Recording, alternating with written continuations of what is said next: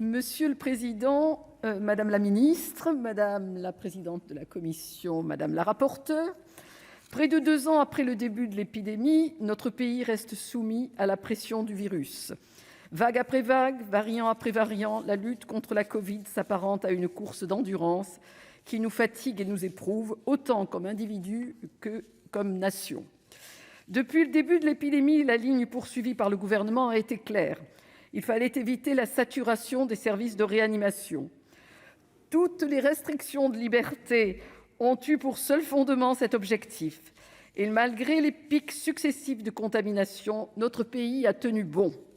J'en profite pour remercier à nouveau tous les soignants qui ont fait preuve d'un dévouement admirable. Je tiens aussi à m'associer à la douleur de tous nos compatriotes qui ont perdu dans cette épidémie un être cher.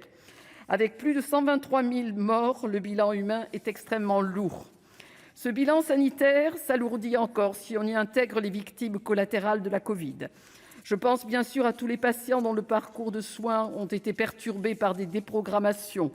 Parfois, des retards s'avèrent lourds de conséquences. Parfois, le temps perdu dans la course contre une maladie est irrattrapable.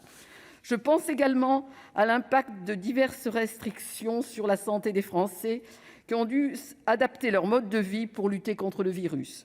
Cela concerne aussi les souffrances d'ordre psychologique qui se sont développées depuis 2 ans. Le Gouvernement a déjà pris des mesures concrètes pour protéger les Français, notamment les plus jeunes. Nous devons toutefois rester vigilants sur ce point. Je pense enfin, et c'est le sujet qui nous rassemble aujourd'hui, à tous ces malades de la Covid, dont le calvaire s'éternise bien au-delà de la période d'activité du virus.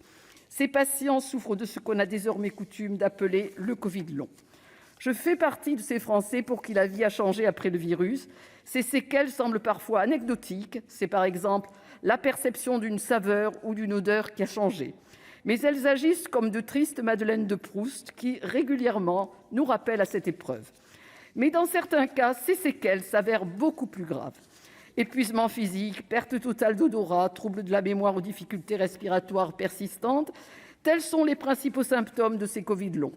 Ils peuvent créer des handicaps lourds au quotidien, voire des incapacités à exercer un métier. En un mot, ils peuvent briser des vies. Or, en la matière, force est de constater que la prise en charge médicale est encore défaillante. Il ne s'agit pas d'en tenir rigueur au corps médical qui a été tout absorbé à gérer l'urgence des réanimations. Mais de fait, les médecins, chercheurs comme praticiens, n'ont pas eu le temps qu'il faut pour se pencher sur ces complications post-Covid dont nous constatons les ravages.